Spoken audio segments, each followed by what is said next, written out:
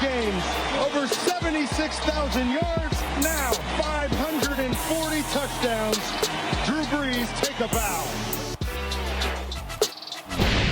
Drew Brees doing his thing, and there he sits atop the all-time passing touchdown leaders, surpassing Peyton Manning. Tom Brady chiming in that he wants to take that record by the end of it, but at the age of 40, last game at home in the regular season of 2019, the 100th year of the NFL.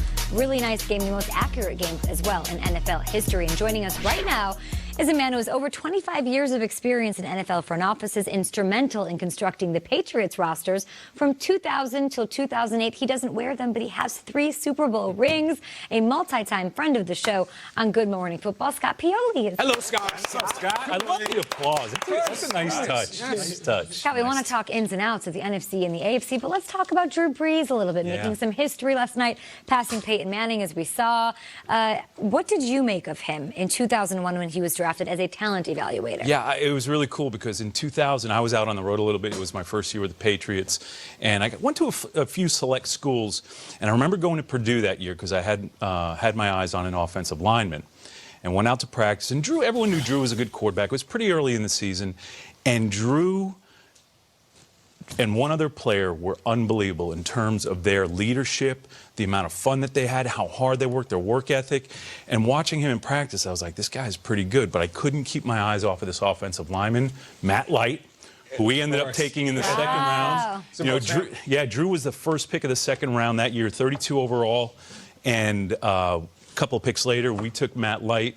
And that team that went to the Rose Bowl for Purdue that year was unbelievable. Terrific team. Funny story, that offensive line, 5 of their 5 starters, over that short period of time, the first 4 Super Bowls that we went to, or the first 3 Super Bowls with the Patriots, we had 3 of the 5 starting offensive linemen from that Purdue Rose Bowl team. Wow. That Drew Brees was the quarterback of. Gene Murkowski, Brandon Gorn, who started at right tackle for us, and of course Matt Light, who won 3 rings. 2 of those guys won 2 Super Bowls. Matt got 3. How about that? They probably remind Drew that he's only got 1. We'll see. He probably got a little bit of that. The second one. All right, guys, let's talk about this slate of action, right? Especially with this triple header. Schrags will be on the sideline for Bills at Patriots right here on NFL Network. Great set of games. And, Scott, you're clearly familiar with both the Bills and the Patriots. Are we witnessing a change of the guard potentially in the East? You know, I don't know if it's a change of the guard, but I certainly think that there's a narrowing that's happening right now of the gap. And the Bills are a really good football team. I have a lot of respect for both Brandon Beane and Sean McDermott. What Sean has done with the players that Brandon has brought in is really pretty remarkable. And they're not doing anything that's too over the top, not too big of a splash, trade, free agency. They're building a good, solid football team. Then you add in their 2 coordinators, Leslie Frazier and Brian Daboll. Both of those coordinators are terrific. They've got a great group of coordinators. They've got a great head coach. Actually, a very good head coach. Till he gets a ring, I'm not going to go great. And Brandon Beane is terrific. So they're doing, again, that gap's getting narrowed. I don't know if I'm ready. I hear you say this stuff, Scott, and I feel like I've heard this stuff for years. Respectfully, like good people in Buffalo, and they got new talent, and new coaches, new coordinators, and it's just the same thing. They just keep losing New England. The coaches leave, the quarterbacks leave, and they lose again. There's a feeling now of like, if not now, when? With the blood in the water with the Patriots and the Bills team that is young and plays defense, if you can't beat them now, I guess you just got to wait for Brady to retire and hope the next quarterback is terrible, because there's something cultural there about getting over the bully. And there's also something, though, about narrowing the gap. Sometimes people are too much in a rush. They have built this thing to last, I think. And sometimes if you're in too much of a rush, you make some free agent mistakes, you make some trade mistakes. They've narrowed it. That gap is so narrow right now that I think there's a chance that it may happen. And let's face it, the Patriots with Bill, with the partnership and the marriage between Bill and Tommy, at some time it's going to change. It's closer now. Okay, but do you not have to, at least here as a former Patriot staffer and having connections to these, things feel a little different in New England this year too? Like they the Buffalo might be a little different. Doesn't it feel like the Patriots have not really had their most glowing hours in the last few weeks when you watch these games where they barely get by the Eagles, barely get by the Cowboys, and then lose in the way they did to the Chiefs? And even the Cincinnati win, 3 touchdowns, it was 10-7 late there. I mean, you've been in that building. Do you not feel like there's a different kind of feel to this Patriots team? From the outside looking in, it looks to be different. It appears to be different. Again, until you're in one of those rooms and in the building, you don't know what it really feels like. The outside gut feeling is yes. And the biggest difference I see is what Tommy has to work with. Okay. Right? That is a big difference. There's no wide receiver. Antonio Brown comes in. They think that that's going to make a big change. But Julian Edelman, who has been the most dependable receiver, he and Gronk's gone. That's a big difference. Julian Edelman, who has been one of the most dependable players in Tommy's, blanket of security, he's among the league leaders in drops. That's not right. They're not getting out of Sony Michel what they hope to be. They're not getting out of James White what they hope. It's just so different. The other big difference I think this year for them is the center position has always been very important to Tom Brady. He has always had a good center. So Even go back to 2001 when Damian Woody was a starting center, but every time we went to shotgun, we swapped Woody and Mike Compton because Compton and Woody were both so smart, but only Compton could shotgun snap.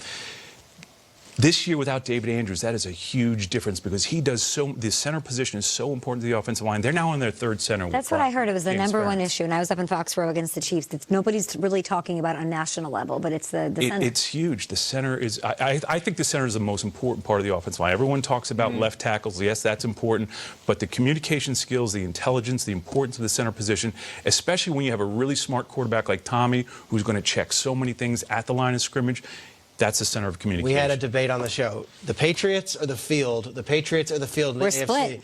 Who do you got? I got the Patriots.